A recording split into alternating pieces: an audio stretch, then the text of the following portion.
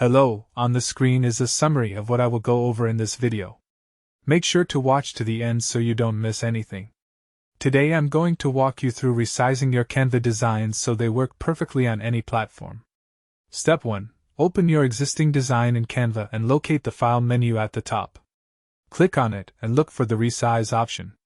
This is your gateway to adjusting your design dimensions without losing quality.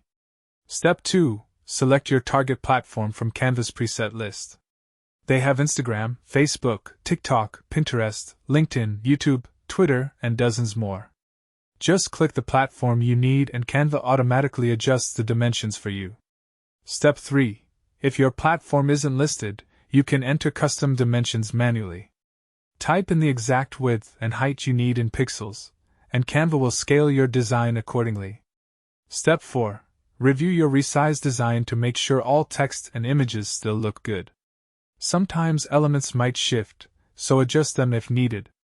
Move things around, resize text, or reposition images to fit the new format. Step 5. Export your design in the format that works best for your platform.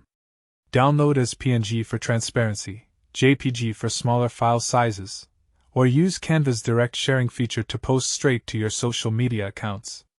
You're all set with a perfectly sized design.